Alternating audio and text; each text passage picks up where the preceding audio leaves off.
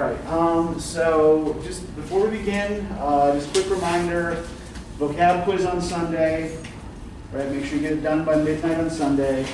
And then for Monday, we're going to be moving from issues of colonialism into women's issues. And the story that we're looking at today is actually kind of a good pivot point for that discussion, because it kind of involves both of those particular themes. So have that ready for Monday. Now I want to remind everybody as well about the extra credit opportunities tomorrow. Does everybody remember what's going on tomorrow that you can get extra credit? Does anybody need the reminder? So there's the poetry reading at 1, Earl and I, and Admin 127. And then there is also one thing I do have to change about the Brexit lecture at 1. We won't be doing it in 202 because the sound doesn't work in that room. We'll be meeting in 201 instead. So if you want to attend that, come to 201 at 1 p.m. Okay, so does anybody have any questions about any upcoming assignments, the presentations, paper 2, revising paper 1, anything at all?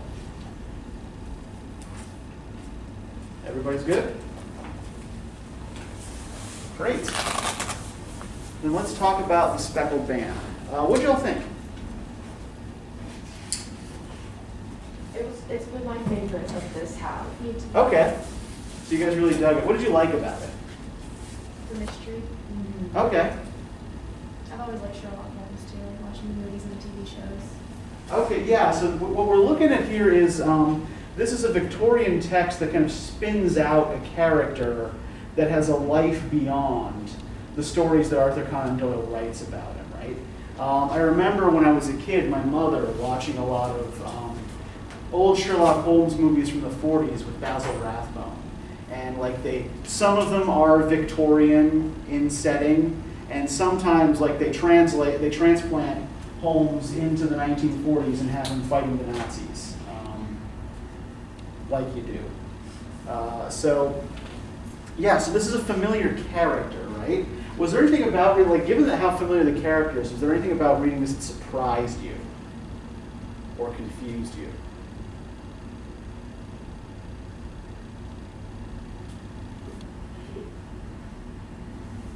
Absolutely nothing. This went exactly as expected. Okay, well let's maybe approach it from this angle. Like, what do y'all expect from a mystery story?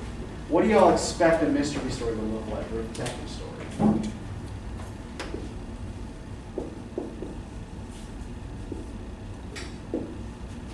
What elements is a mystery supposed to have? Like, I see it as like twists and turns. Like, you're not supposed to really like expect the ending or like Okay. That's how it happened. Okay, so yeah, there should be a twist or some kind of unexpected ending. Right. Some handle this better than others. I'm looking at you, M. Night Shyamalan. And what's the twist in this particular story? What's unusual or surprising about the ending?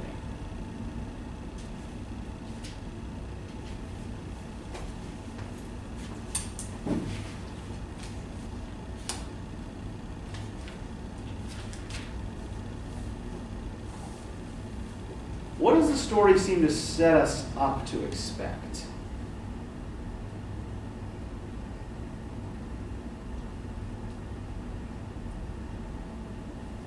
If we look at the title, for example, Speckled Band, right? Where does this title come from? What is the Speckled Band? Yeah, it's a snake, right? It's, a swamp adder, which is actually not a real snake. And it's also clear from readings, we've got a biologist in the room with us today who will back me up on this, that it's clear that Arthur Conan Doyle knew fuck all about snakes. Yeah, so what the Speckled Band actually is a swamp adder, a venomous fictional snake, supposedly from India, right? But what are we initially led to believe the Speckled Band might be?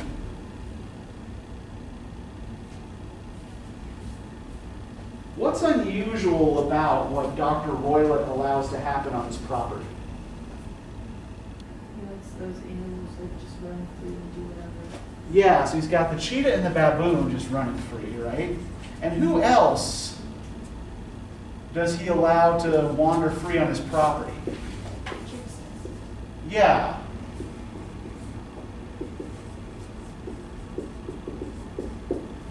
Right, we don't use the term gypsies anymore, right? We call them Romani now, which is what they call themselves. But yeah, this would have been the current term in Conan Doyle's time, right? So the Speckled Band were initially led to believe might refer to the colorful, the group of gypsies and the colorful clothing that they wear, right? So what we have here is an example of what in detective fiction is referred to as a red herring. Although there are other non-plot related reasons why having the Romani on this property is important, but we'll get to that later, right? But yeah, stories of this type often include this kind of misdirection, right? Where you're led to suspect one thing, and instead you're given something else, right? So yeah, so the ambiguity here hinges on the two meanings of the word band, right? A band can refer to a group, and it can also refer to a strip of fabric, right? And Helen Stoner believes when her sister, cries out the Speckled Band in horror, that she means the former, when actually she's referring to the latter. What else do you expect from a mystery story? Like, are there other particular things you expect a mystery story to contain? Other elements you expect it to have?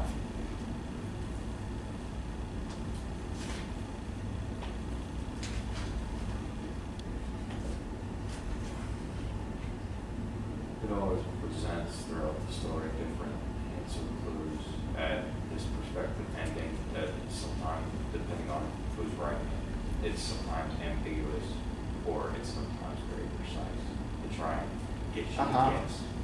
Yeah, the idea is partly to try to bring the reader along to guess what's happening, right? So the narrative usually seeds clues.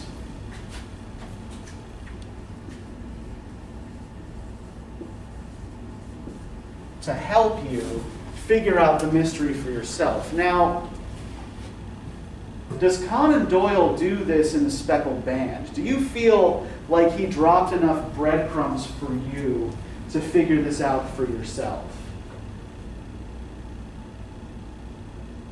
I feel like if you're first reading it, like upon your first reading, not necessarily, but if you're going back and you're examining everything that he's laid out, then yes, it's one of those things where, like, if you're reading for the first time, I don't think you're necessarily going to reach that conclusion. Yeah. But then you look back at it and it looks like it's more obvious than it was originally.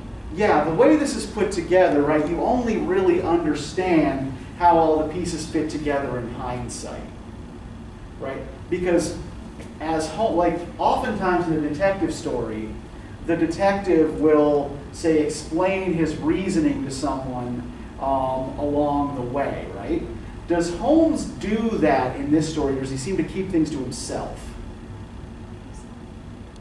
Yeah, he only shares information with his bumbling companion, Dr. Watson, right? After he's already figured everything out. So he's putting the pieces together himself in his head and not sharing the information with the reader or with Watson until we get the startling reveal at the end.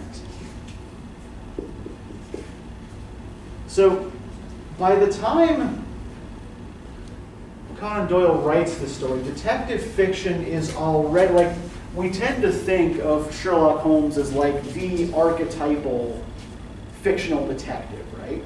But by the time Conan Doyle writes this, detective fiction is actually already an established genre, right? the earliest modern detective stories are actually written by Edgar Allan Poe.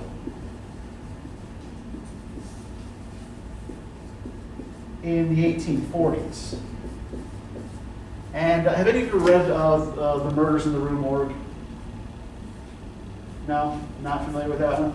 I feel like, It's also an Iron Maiden song? yeah, because I think I read them as a part of the Gothic class. Okay, yeah. Okay, yeah, since you took the Gothic lesson, yeah, let's keep that experience in mind because I think it's actually going to be relevant today. Yeah, so Poe writes a series of stories about a fictional detective named C. Auguste Dupin, who works by a method fairly similar to Holmes's, right? It's kind of like deep observation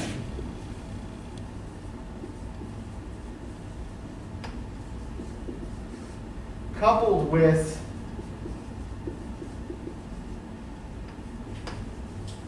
intuitive leaps in reasoning, which are sometimes spelled out for the reader as the story goes on, and sometimes, as we see in this case, not, right? But I think, Colin, you mentioned the Gothic a minute ago. Are there ways in which this story resembles a Gothic tale or a Gothic novel? If you think back to earlier in the semester, what relationship might this story and maybe the detective fiction genre in general have with the Gothic?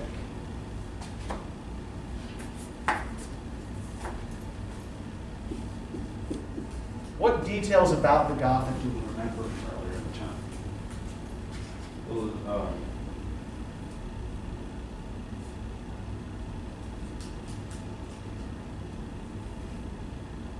I was going to say those details of horror and terror, but it's not really those supernatural type of events or anything like that. Okay, so remind us about the tale of terror. What is a tale of terror? Terror is kind of like, make sure I'm getting it right. Terror is that Scooby-Doo Gothic where everything Yes. is explained by something rational. Exactly. Well, that kind of does apply to this because her Yeah. terror at the band, her Uh-huh. constantly like crying out that way. We don't know what it is, but at the end of the day, it can be explained by being snake. Yeah, the whole purpose of the detective story, right, is to figure out an explanation for something that seems to defy explanation, right? Right. Julia Stoner was in a locked room that no one had access to, and somehow something got in there and murdered her, right? Her last words were the Speckled Band. Doesn't seem to refer to anything that could have possibly got into the room. So the whole point of the story is to try to figure out that rational explanation for what happened to her, right? So yeah, so this is, the detective story is a lineal descendant of the Gothic tale of terror. Now, are there other things in the story that seem Gothic as well? I would say the home that has been passed into the family home, isn't it? Yeah, the setting is kind of Gothic, right? What is the what is this this house like? What is it they call it? Stoke Moran, right? What does Stoke Moran look like?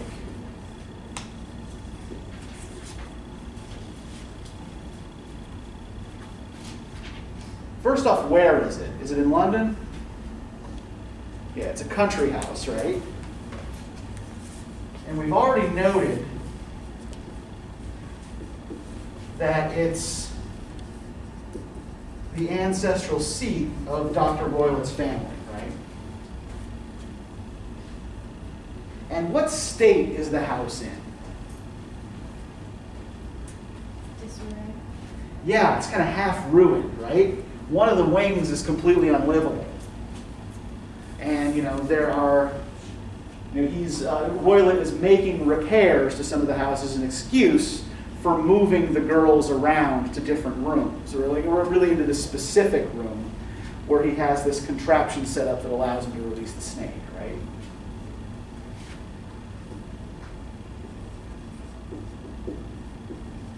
So yeah, the setting is also very much kind of Gothic derived.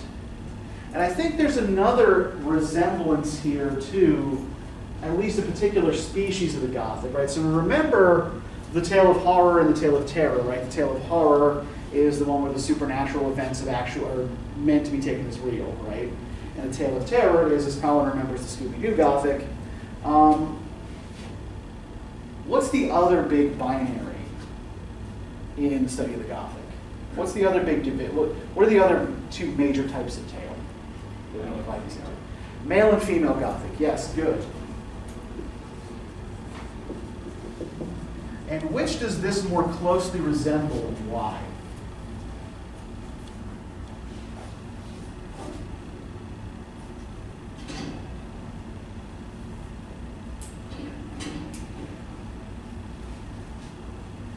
What's happening at Stoke Moor? Right? What is the crux of the mystery that Holmes has to solve here?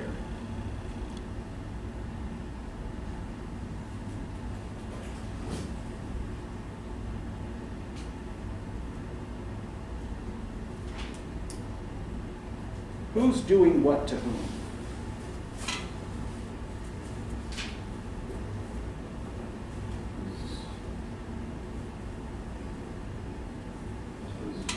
Very solved with murders and mystery. It seems like it's more of the stepfather. Well, yeah, the stepfather inflicting this on his stepdaughter. Yeah, we have Dr. Grimsby Royalette, right? Who has murdered one stepdaughter and is now menacing the other, right? So if we remember what the definition, do you remember what the difference was between the male and the female Gothic? Female is where the virtue is threatened, and the male is like where they're outside social bounds. Yeah, the male Gothic focuses on that overreacher character who refuses to be contained by society, right? And the female Gothic involves a young woman whose life or virtue are threatened by an older man, right? So which of these seems more applicable here? Yeah, exactly. This story is like taken from that female Gothic template, right? You have these innocent young women who are being threatened by their beast of a stepfather, right? In fact, like more than threatened, right? Genuinely physically harmed. If we turn to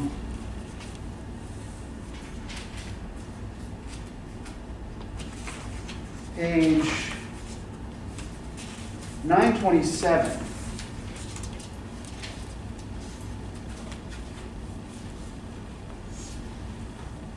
Can I get somebody to start reading from near the bottom of the page? You have done wisely, said my friend, but have you told me all? You have done wisely, said my friend, but have you told me all? Yes, all. Miss Royalette, you have not. You are screening your stepfather. Why? What do you mean? For answer, Holmes pushed back the frill of black lace which fringed the hand that lay upon our visitor's knee. 5 little vivid spots, the marks of 4 fingers and a thumb, were printed upon the white wrist. You have been cruelly used, said Holmes. The lady colored deeply and covered her own injured wrist. He is a hard man, she said, and perhaps he hardly knows his own strength. There was a long silence, during which Holmes leaned his chin upon his hands and stared into the crackling fire. Okay, thank you. We can stop here, right? So what does this tell us about Dr. Grimsby Royalette? Pardon? He's abusive. Yeah, that he's abusive, right? At the very least here, physically abusive, right?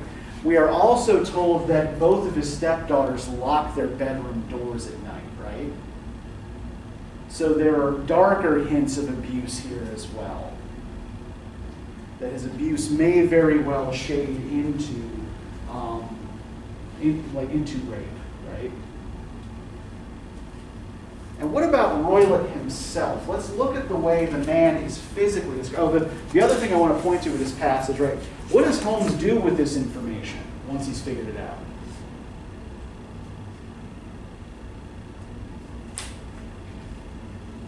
You have been cruelly used, said Holmes.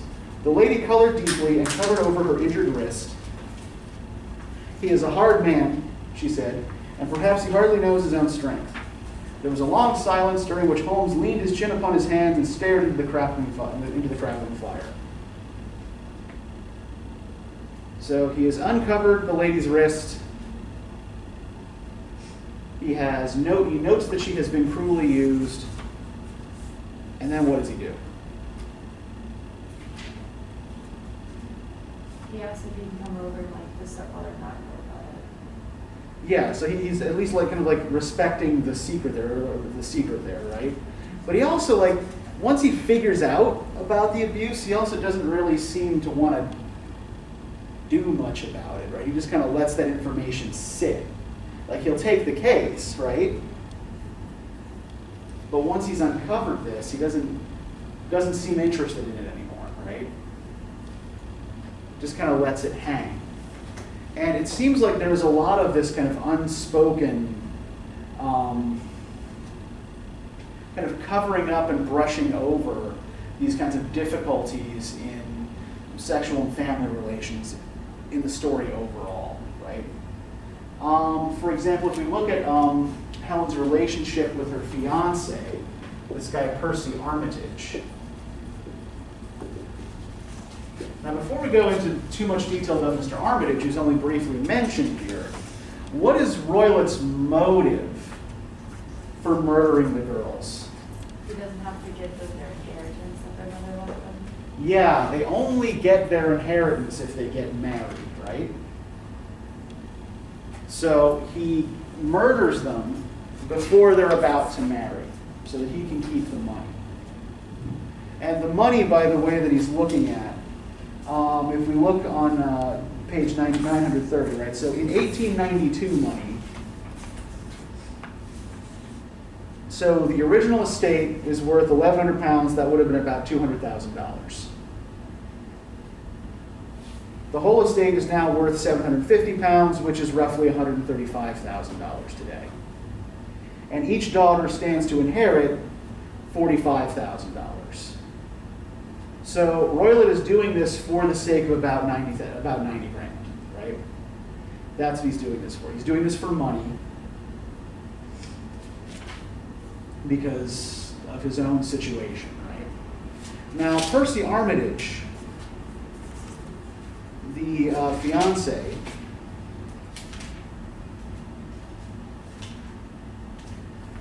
what are we told about him on page 927? If we look at the paragraph that starts with 2 years have passed since then, can someone read that for us? 2 years have passed since then, and my life has been until lately lonelier than ever. A month ago, however, a dear friend, whom I have known for many years, has done me the honor to ask my hand in marriage. His name is Armitage, Percy Armitage, the second son of Mr. Armitage of Craigmire near Berlin. My stepfather has offered no opposition to the match, and we are to be married in the course of the spring. 2 days ago, some repairs were started in the west wing of the building, and my bedroom wall has been pierced, so that I have had to move into the chamber in which my sister died, and to sleep in the very bed in which she slept. Imagine then my thrill of terror when last night, as I lay awake thinking over her terrible fate, I suddenly heard in the silence of the night the low whistle which had been the herald of her own death. I sprang up and lit the lamp, but nothing was to be seen in the room. I was too shaken to go to bed again, however, so I dressed, and as soon as it was daylight, I slipped down, got a dog cart at the Crown Inn, which is opposite, and drove to Leatherhead, from whence I have come on this morning with the one object of seeing you and asking your advice. Okay, so let's just kind of, going back to the part near the beginning of the paragraph about Mr. Percy Armitage, right? What are we told about this guy? Where does he rank in his family? Well, he's the second son, right? So who's going to inherit the estate? The first son, right? The older brother. So she's marrying the second son who probably needs money. So even this guy, the fiance that she, for whatever reason, doesn't turn to, right, is in a kind of similar situation to her stepfather, even if his personality is different, right? Now, from here I want to point us to the very beginning of the story, because I think this also tells us something important about Helen Stoner. You know, the person who brings Holmes the case and is the potential victim here, right? Can somebody start reading for us from the very beginning of the story and glancing over my notes?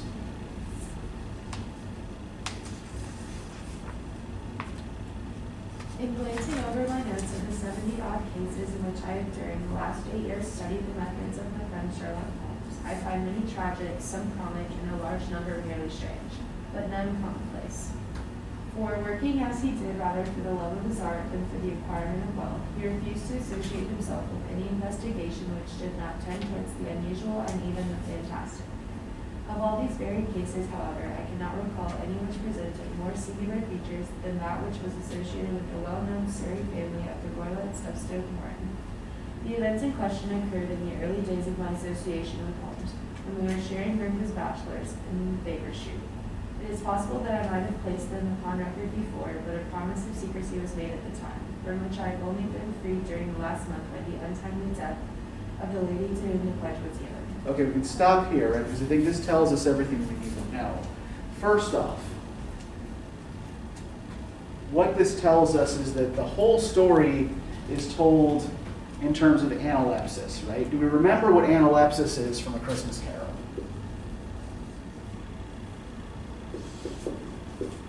What is analepsis? Yes. What the hell? Analepsis is flashback. I honestly don't know why they haven't just taken these things away. It's like when I buy a new mattress, they take the old one away. You know, they could do that with these projectors too, so I don't trip over this all the time. But yeah, so the whole story is being told retrospectively, right? This is something that happened some years ago. And what is it that allows Watson to tell this story now? Helen's death. Yeah, Helen has died. And what else does what other interesting detail about her death do we get from this?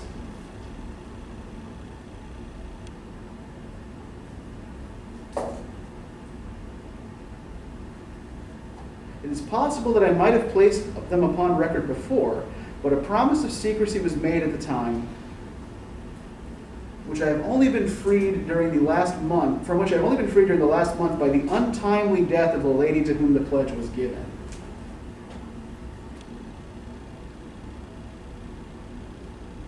Does Helen die a normal death in the course of time? Yeah, that word untimely here is potentially explosive, right? What does this suggest about Helen's death?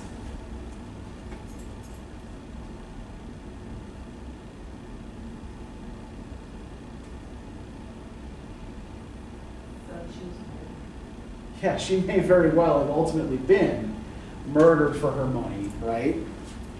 That where the stepfather failed, maybe the husband, the second son who doesn't inherit the estate, succeeded, right? So there seem to be a lot of kind of failures on Holmes's, but like Holmes's sole fixation is the mystery of the room, right? And there seem to be a lot of kind of lapses on his part in actually securing Helen's own safety and person, right? So we're going to talk a lot more about this kind of thing when we talk about Victorians' women's issues next time, right? But one of the reasons I wanted to do was to sort of kind of reorient the story slightly the way we did with The Mortal Immortal, right? About how things kind of look a little bit different when you read that story from Bertha's perspective rather than from Lindsay's, right? And also from the perspective of the middle class, largely female audiences who would often have been consuming texts of this sort. So what do we remember about the circumstances of publication for The Mortal Immortal, if anything? Where was it published? Yeah, it was published in one of those annual gift books, right, that came out around Christmas every year.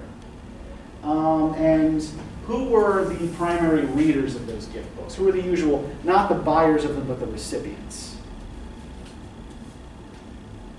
Who were they bought for? Middle class women, yes. Who were the primary readers of the Gothic as well, right? So, Conan Doyle's Holmes stories appear mostly in a magazine called The Strand.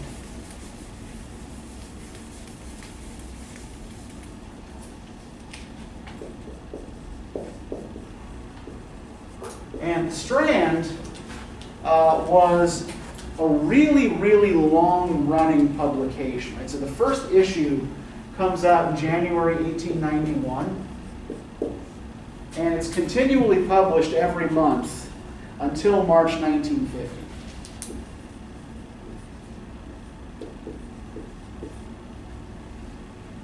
Its circulation in the UK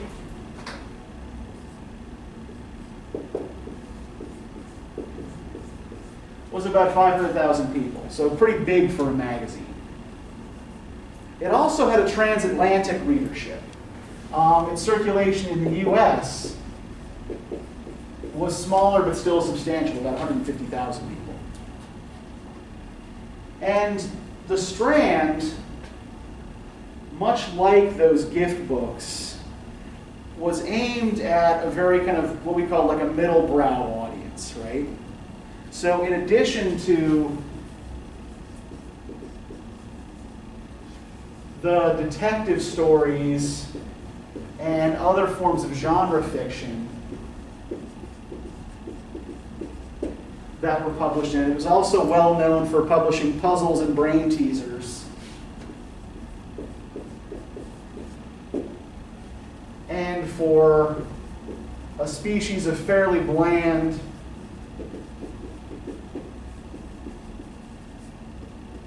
patriotic essay. In fact, it's in The Strand that we first see the character Sherlock Holmes responding to contemporary political events. Remember I told you about that stupid movie in which Sherlock Holmes fights the Nazis? Well, Conan Doyle wrote a story, a Holmes story that was published in The Strand during the First World War, in which Sherlock Holmes is pitted against German spies, right? So this character had already been used by his creator, for similar purposes, right?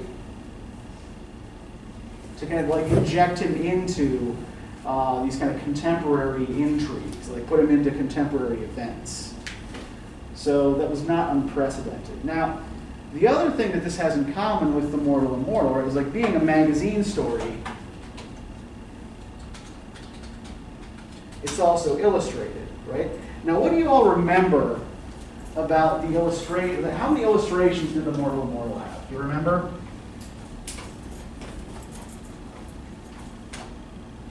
Just the one. Yeah, just the one, right? So I'm going to show you the series of illustrations that Sidney Paget did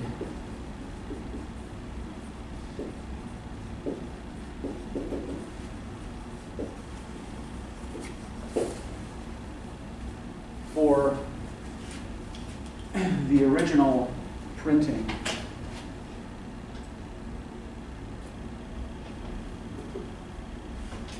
of the Speckled Band. So here's one, right? This is Helen Stoner coming to consult with Holmes and Watson, and unveiling her face.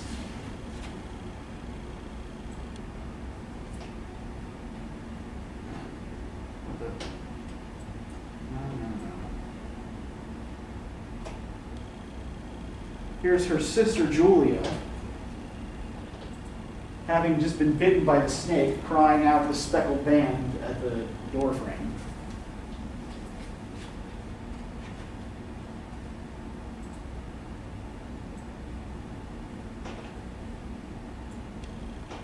Here we have Brimsby Royalette picking up the village blacksmith and throwing him over the parapet.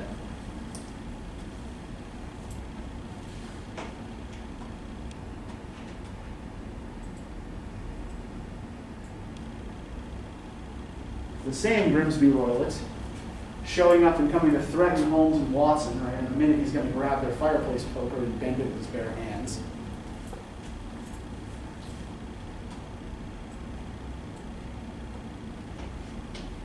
Holmes and Watson meeting with Helen Stoner near Stoke Moor.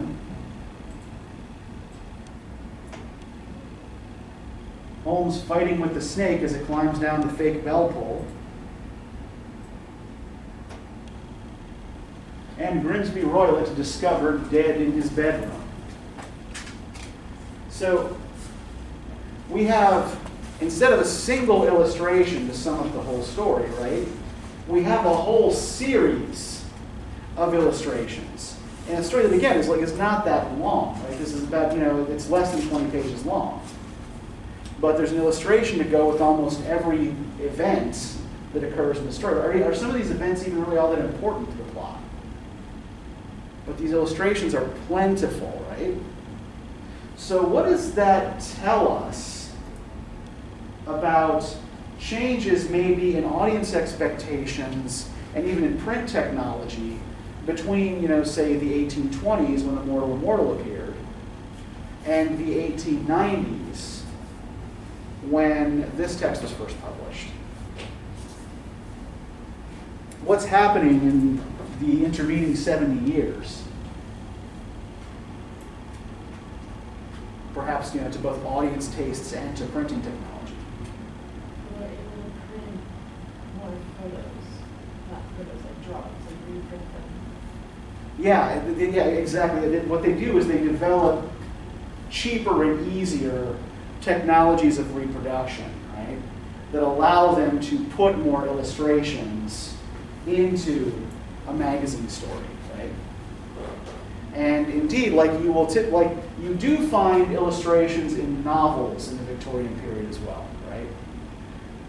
For example, all of Dickens's novels were illustrated when they were first published. But yeah, we also see in these pageant drawings a kind of almost a kind of photorealism, right? That you didn't see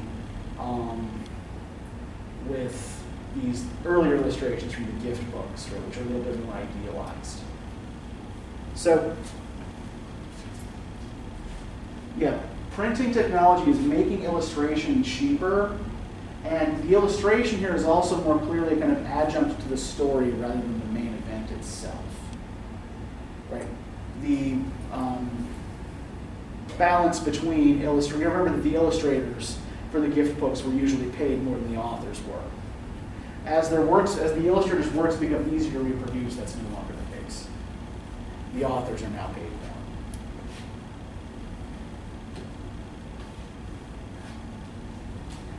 more. Now, I do also want to talk a little bit about Brimsby Royalette himself, right? Not just as a species of Gothic villain, but also in terms of some of the things that we talked about last time when we discussed Macaulay and Mukherjee, right? So what do we know? What does the story tell us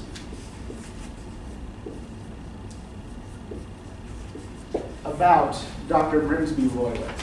What do we know about him?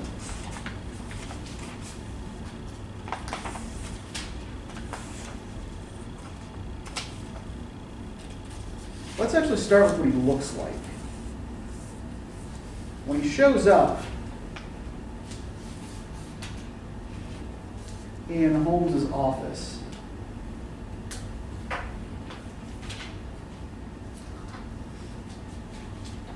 can I get somebody to start reading for us the paragraph at the bottom of page 928 that starts with the ejaculation had been drawn from my companion. The ejaculation had been drawn from my companion by the fact that our door had been suddenly dashed open, and that a huge man framed himself in the aperture. His costume was a peculiar mix of the professional and of the agricultural, having a black top hat, a long frock coat, and a pair of high gaiters, with a hunting crop swinging in his hand. So tall was he that his hat actually brushed the crossbar of the doorway, and his robe seemed to span it across from side to side. A large face, seared with 1,000 wrinkles, burned yellow with the sun. and marked with every evil passion, was turned from one to the other of us, while his deep-set, bile-shot eyes and his high, thin, fleshless nose gave him somewhat the resemblance to a fierce old bird of prey. Okay, thank you. So let's spend a minute taking this descriptions about what's the first thing that we notice physically about Sir Dr. Grimsby Royalette. They call him a huge man. Yeah, this guy is enormous, right? Yeah, the first thing that our attention is drawn to is his great size. Now, once we get over the enormity of the fellow, what else seems noteworthy in his appearance? He came in with a hunting claw. Okay, yeah, he's got. Dressed to kill. Okay, yeah, dressed and equipped to kill, right? So yeah, he's holding a weapon.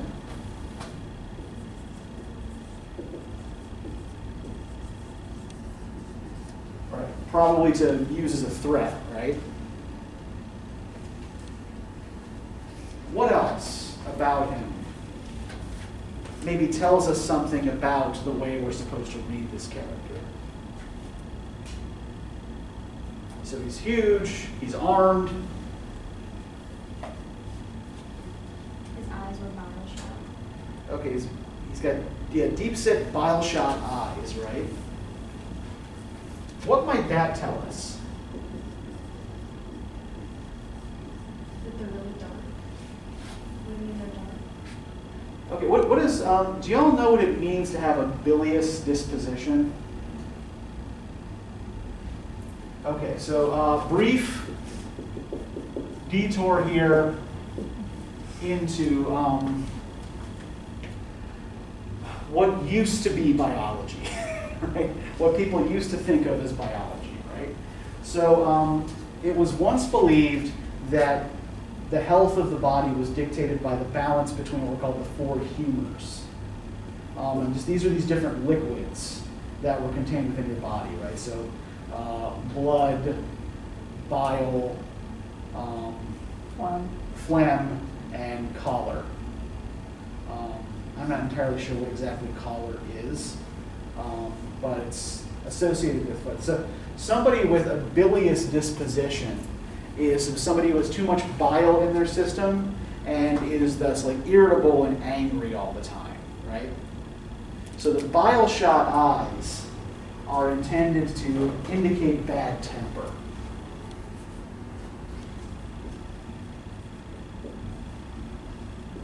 You know, like what is choler exactly? I don't know.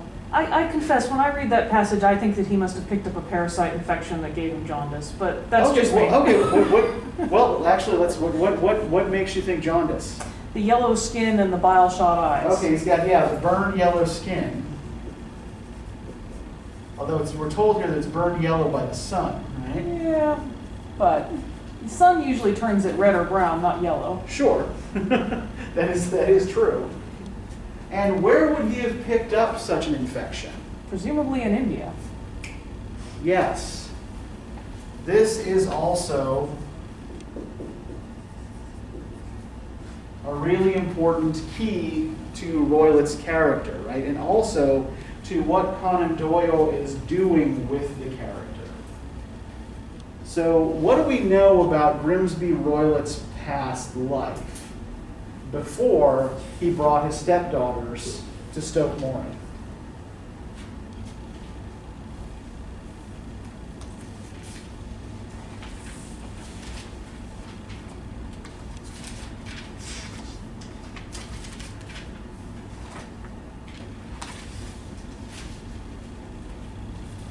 So let's go to page 923, when Helen begins relating her story to Holmes. Right? My name is Helen Stoner, and I am living with my stepfather, who is the last survivor of one of the oldest Saxon families in England, the Royalettes of Stoke Moran, on the western border of Surrey. Holmes nodded his head. The name is familiar to me, said he. So it's important that Royalette is noted here as being a member of an old Saxon family, right? In part, well, actually almost entirely, due to Victorian racial politics. So 19th century anthropologists tended to classify human beings based on skin color and shape of the head, all of which they thought related to intelligence in some way. And all of these head shapes and skin colors mapped onto particular racial types. And most of these anthropologists, being themselves from Northern Europe, tended to rate the Nordic type or the Germanic type the highest. So the fact that they use the term Saxon here means that this kind of discourse is involved, right? That Dr. Grimsby Royalette is supposed to have come from this particular line of people who are supposedly superior. The family was at one time among the richest in England, and the estate extended over the borders into Berkshire in the north and Hampshire in the west. In the last century, however, 4 successive heirs were of a dissolute and wasteful disposition, and the family ruin was eventually completed by a gambler in the days of the Regency. Nothing was left save a few acres of ground and the 200-year-old house, which is itself crushed under a heavy mortgage. The last squire dragged out his existence there, living the horrible life of an aristocratic pauper, but his only son, my stepfather, seeing that he must adapt himself to the new conditions, obtained an advance from a relative, which enabled him to take a medical degree and went out to Calcutta, where by his professional skill and his force of character, he established a large practice.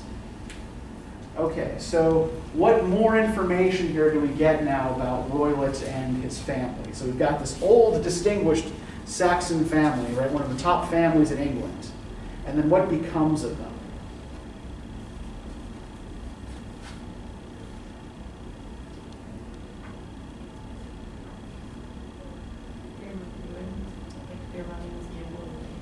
Yeah, over time, they're ruined.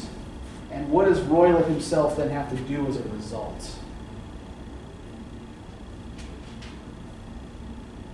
I want at least a good job, right? You. But he's also got to emigrate.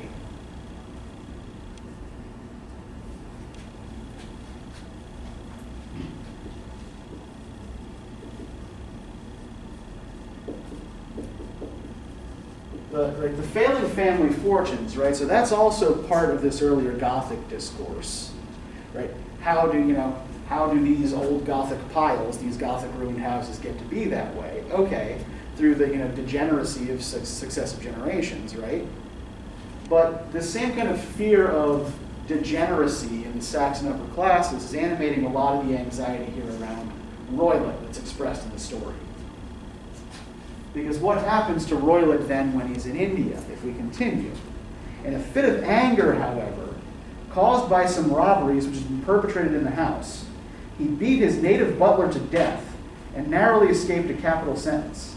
As it was, he suffered a long term of imprisonment and afterwards returned to England a morose and disappointed man. So what effect does life in India have on Dr. Grimsby Royalette?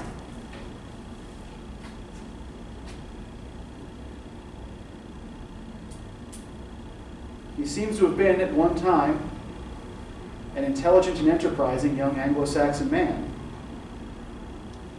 Now, what does he do once he goes to India? Seems like it almost goes back to square one. Like the family lost the money, they had nothing. So when he held up, and then he lost it all because he beat up the man. Yeah, not just he killed a man, right? Like someone who had nothing to do with the robberies committed on his property, right? Someone who didn't commit them, certainly. And this is kind of related to the whole fact that he is burned yellow from the sun. That the only people he hangs out with are the Romani who wander his property. And that he is generally unwelcome in the village, right? So this is a fairly common Victorian literary trope, right? Where the person who has returned from the colonies, right, the returned immigrant is not welcome back in England, right? Something about being out in the imperial fringes changes them, and they cannot readjust to English life. Like, I don't know if any of you in high school or another class, did any of you read Great Expectations? Okay, you did, but you don't count. Long ago. There's a similar kind of situation at work there, right, where the main character, Pip, is getting all of this money to make him into a gentleman from a mysterious benefactor who turns out to be a convict who'd been sent off to Australia, whom Pip had helped when he was a child. And this guy comes back to England to see how Pip is getting on, and you're not supposed to do that, right? You can go off and have your new life in Australia, but you're not supposed to come back to England, right? The imperial subject, once sent off, isn't supposed to come back.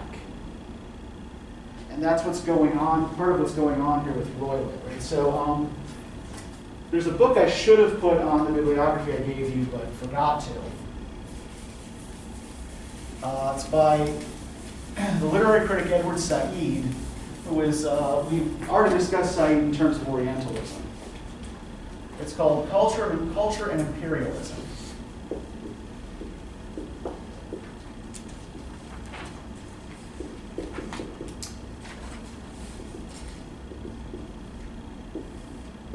And in that book, Said writes the following. Subjects can be taken to places like Australia or, say, India,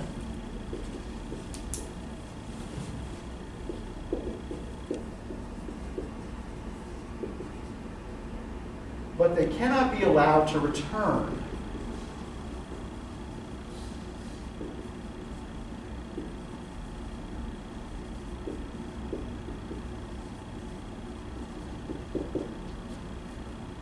To metropolitan space.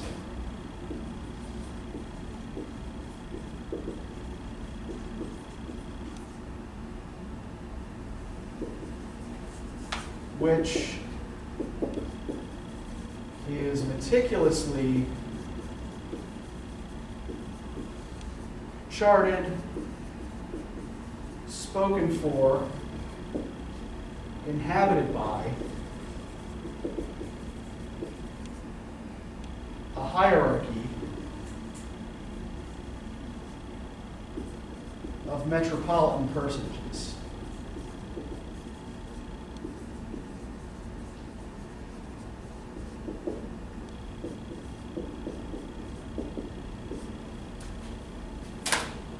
So, to break this down for you, right? When he's talking about metropolitan spaces, right? He's talking about kind of like he's talking about the power centers of the mother country, right? So if we're talking about the British Empire, then he's talking about England. Generally, and probably even more specifically, large cities like London. And he argues that, at least in literary and cultural representations of immigrants trying to return to England, right? Whatever space they would have occupied in the normal course of things if they hadn't left, are now basically kind of filled by someone else.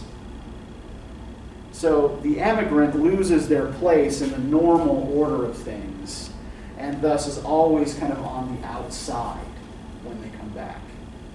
Does this make sense? Everybody follow? And so the same thing here has happened with Royalette, right? He comes back to reclaim the ancestral inheritance. But the house he comes back to is a ruin. There's no money left. His health and temper have been ruined by his stint in the colonies. And the only way he can maintain his position is by murdering his stepdaughters by keeping control of his stepdaughter's cash, right? If they don't marry, he gets to keep it regardless. But if they marry, he has to give them their share. So given that he stands to lose about $90,000 if they don't, like if they do get married, and he's no longer bound by the same kinds of social strictures that hold polite English society together, right? So this is one of the anxieties about the empire that comes out in late Victorian fiction, right? Like, what do we do with people who go out and then come back, right? There's this fear that the imperial provinces are going to have some kind of negative effect on them, and they're not going to be able to reintegrate into British society. And a lot of this is connected with evolutionary theory. So how many of you are familiar? I think we might have talked about this a little while ago, but I don't recall. How many of you are familiar with Darwin's theory of evolution? You are, yes. You're a biologist. Anybody else? What are the basics of Darwin's theory?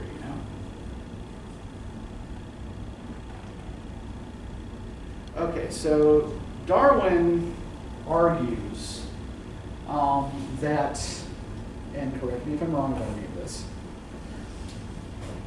Darwin argues that species adapt to their environment largely by selecting for favorable traits in breeding, right?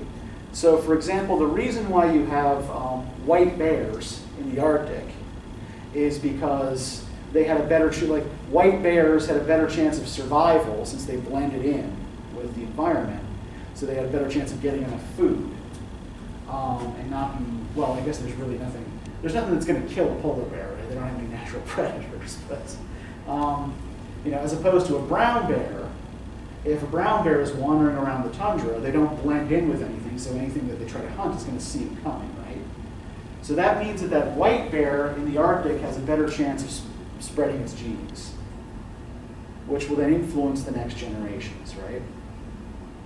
Now, Darwin then also applies this logic later on to human beings, right? So the first book he publishes, right, on the origin of species,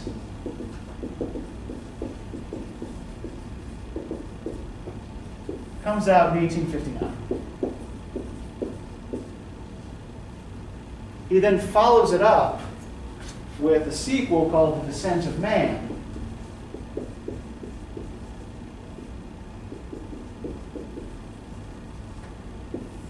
in 1871,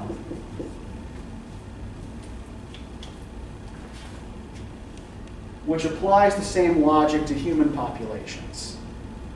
Essentially, that human beings evolved through sexual selection into their present form from an earlier form, right? Which decenters a lot of religious notions regarding, the nature of human creation and development and all that, right? So in 1892, when Conan Doyle publishes the story, right, what is now more or less settled science is very much a subject of debate. And people often take it in weird directions. So one of the directions this often takes in popular fiction is, okay, if there's such a thing as evolution, right? If we evolved from earlier forms, can we also devolve and work our way back down the ladder to those earlier forms we evolved from?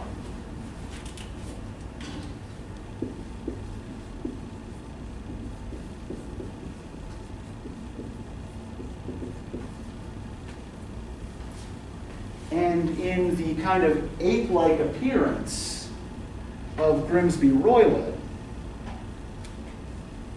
we have these fears of devolution expressed, right? That through the degeneracy of his family and his own residence in the tropics, he's become a kind of caricature of a human being, right? Something almost more animal than human. And the animals with which he associates kind of play this up as well. And I think we're going to finish with this. I wanted to point briefly to the creature that attacks Holmes and Watson on page 935. Can I get somebody to read the paragraph for us that starts with, "There was little difficulty in entering the grounds," at the bottom of the page? There was little difficulty in entering the grounds, for unrepaired breaches gaped in the old park wall. Making our way among the trees, we reached the lawn, crossed it, and were about to enter through the window, when out from a clump of laurel bushes there darted what seemed to be a hideous and distorted child, who threw itself on the grass with withering limbs, and then ran swiftly across the lawn into the darkness. "My God," I whispered, "did you see it?" Holmes was for the moment as startled as I. His hands closed like a vice upon my wrists in his agitation. Then he broke into a low laugh and put his lips to my ear. "It is a nice household," he murmured. That is the buffoon." Okay, thanks. So one of the common misconceptions about Darwin's theory is the idea that human beings evolved directly from monkeys somehow, right? It doesn't say that at all. It says that human beings and apes evolved from a common ancestor. So, when people, come up to you and say, well, if Darwin's right, why are there still monkeys? They clearly don't understand the theory, right? They didn't actually read the book. But what we have here is that same kind of anxiety expressed, right? The similarity between the ape and the human. Right? The baboon is described as what here? Like what does it look like to Watson when it bursts out at them? A hideous and distorted child. Yeah.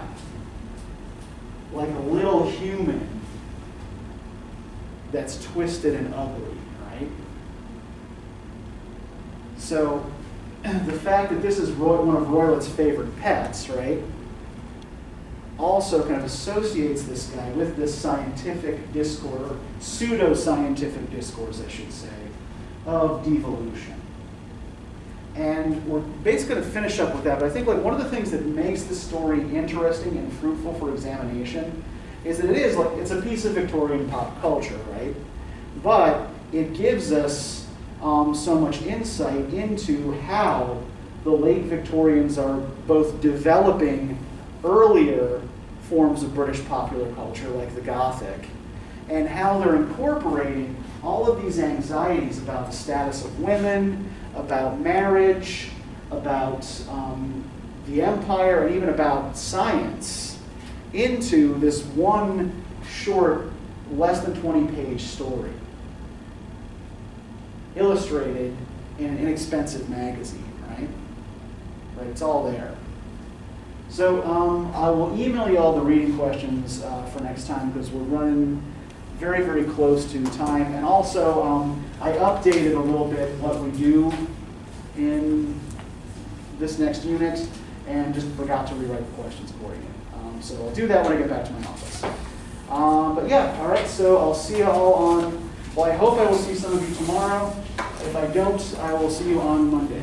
So have yourselves a good weekend. You want me to take that makeup quiz, right? Yes, yeah.